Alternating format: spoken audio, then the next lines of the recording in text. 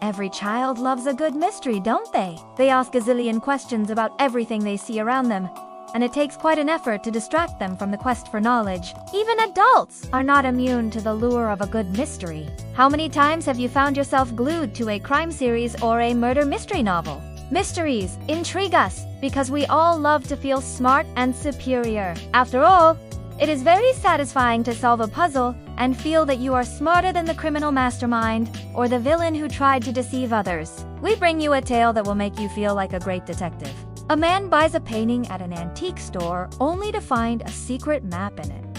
He soon finds himself on a treasure hunt. This is the tale of the painting and the secret map. Once upon a time, in a kingdom far, far away, also known as New York City, there lived a man named William.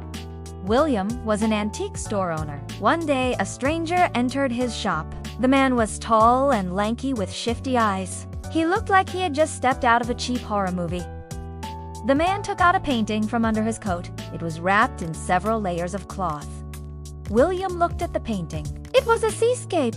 Nothing extraordinary. But the man insisted that William take a look at it again. There was something special about it. He said so. William took the painting and turned it over. That's when he saw it. On the back of the painting were strange symbols and markings. The man told him that this was no ordinary painting. It was a treasure map. He had found it in the attic of an old house. He didn't want it, so now he was selling it to William. William knew a good deal when he saw one. He purchased the painting and sent the man on his merry way. Once the store was closed, William pulled out the painting to have a closer look at it. Sure enough, it was a treasure map. William couldn't believe his luck. He had stumbled upon a real-life treasure map. The next morning, William left for work early. He took the painting with him. He wanted to consult an expert. At the museum, an elderly man named Charles was looking after the artifacts. William showed him the painting. Charles looked at it for a long time. Finally, he spoke. Yes, it is a treasure map, but it is incomplete. Without the key, it is useless.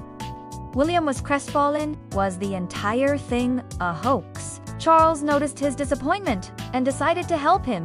He told William that he needed to find the other half of the treasure map. He would be able to recognize it as Ollie because the other half also had a seascape painting. Now that he knew what to look for, William began scouring the antique stores. Finally, one day, he found it. William's heart skipped a beat.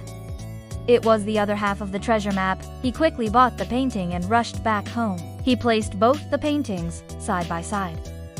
Now they made sense. The paintings were a map of an island. The key to finding the treasure was to follow the path of the sun. William realized. He packed a bag and left.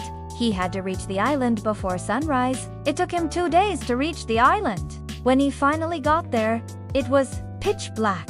William waited for the sun to rise. As the first rays of sunlight touched the horizon, he set out to find the treasure. He followed the path of the sun. Soon, he spotted something unusual. There was a small opening in the rocks. William went inside. To his surprise, he found a cave. And inside the cave was a wooden chest. William opened it. It was full of gold coins. William couldn't believe his luck. He had found the treasure. Carefully, he placed the coins in his bag and made his way out of the cave. He returned home a changed man. From then on, William never had to worry about money ever again. In fact, he became so rich that he could afford to buy all the expensive equipment for the museum. Charles and William remained the best of friends. They spent their days sipping coffee and discussing their adventures. William never forgot the day he had become the richest man in town. Neither did Charles. Every time Charles looked at the coin collection, he was reminded of William and his exciting adventure. And that, dear children, is the tale of the painting and the secret map. Do you too have a secret map hidden in your house? Did you find any treasure?